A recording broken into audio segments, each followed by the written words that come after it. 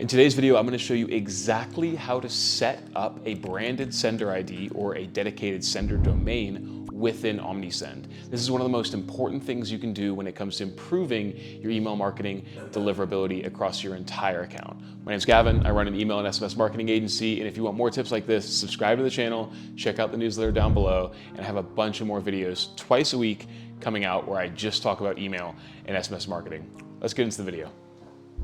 So I'm going to show you what to do. First thing we're going to do is we're going to log into Omnisend, and we're going to go into the left-hand side, and we're going to click Store Settings, and we're going to click Email, and then we're going to find our domain records, right? Now, as you can see here, I'm in the process of adding my DNS records. I'm going to delete this and show you how to do it from scratch.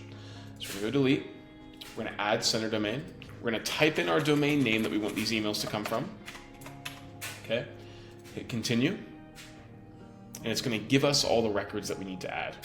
So as you can see here, these are the records that we're going to add to our domain name. Now, each platform that you use to host for your domain name is going to be different according to who's watching this video. Some people will have GoDaddy, some people have Namecheap. I have Squarespace.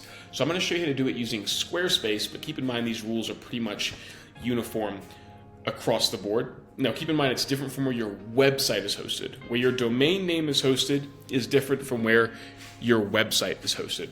Domain name hosting is like Namecheap, Squarespace, like I just said, GoDaddy as well. Those are the most common ones. So if you're watching this and those ring a bell, that's probably where your domain name is hosted. What you're going to do is you're going to copy these records into your DNS records for your platform. Now, I'm currently in Squarespace. So if I go dashboard here and I click domains, you're going to find your domain name, which is going to be right here. Okay, this is my domain name. I have another one, but I'm going to click this one here. On the left-hand side, you can see it's DNS records. It's going to vary from platform to platform, but this is what you're looking for. You're looking for DNS records. And then right here is where you're going to add your DNS records to connect Omnisend to your domain name. So we're going to scroll down. What you're going to do is you're going to click Add Record. And this is where, first of all, you go to verify, of course, if you're in Squarespace. But this is where you're going to take those records and add them here. Now, different platforms have different names for different things. So if we look at here, like host, for example, there's no host field here, right?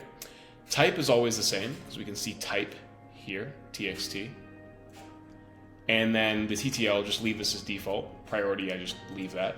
And the data is the value. So in this case, data or data is value, right? So Omnisend calls it value, Squarespace calls it data.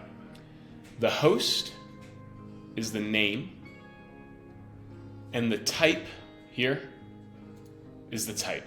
So what we're going to do is we're going to add these records. Now, let's go through each step. First of all, if we're adding the SPF, we actually don't need to create a new record.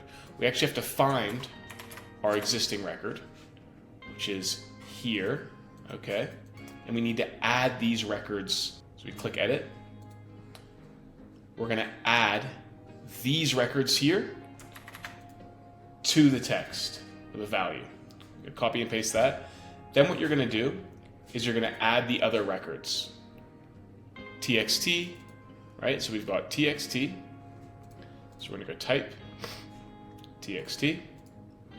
Omnisend, now remember, the value is the text in this case, and the host is the name. Command V, okay? We're going to add these other records, right? We're going to add our DMARC policy as well. Once we do that, you hit save over here, then you hit finish verification, and then it's going to take about 48 hours to verify. But once that's verified, sometimes it can take 30 minutes, right? What it does is it tells you right here, it's going to go ahead and give you a dedicated sender domain. See? Your subject line, your sender domain. And I'll show you what it looks like in an inbox. So if I go here, and I go promotions, see here? These guys have a dedicated sender domain because it's coming from their domain. See that there? Coming from their domain. But let me try and show you one that is using a shared sender domain. I'll see if I can find one here for you. Here's one that landed in spam. Of course it did. Because look, via. Notice how it's coming from via. Via Joe Bader, whatever the hell. I don't know what that is, right? But you get the idea, right? So that is the difference, and what that helps with is where you land in the inbox. Notice I can guarantee you pretty much most of these, this one no, but like most of the spam emails are using some form of shared sender ID that's resulting, see, look, shared, because the deliverability is going to tank if you use that. Now, if you have any questions, please let me know. I know there's a little bit of complexity here and it varies from platform to platform. So if you have any questions, please let me know. I'm more than happy to help. And if you like this video, subscribe to the channel. I make videos like this twice a week. Newsletter comes out twice a week as well. Bunch of free resources. Thanks for watching, and I will see you guys in the next one.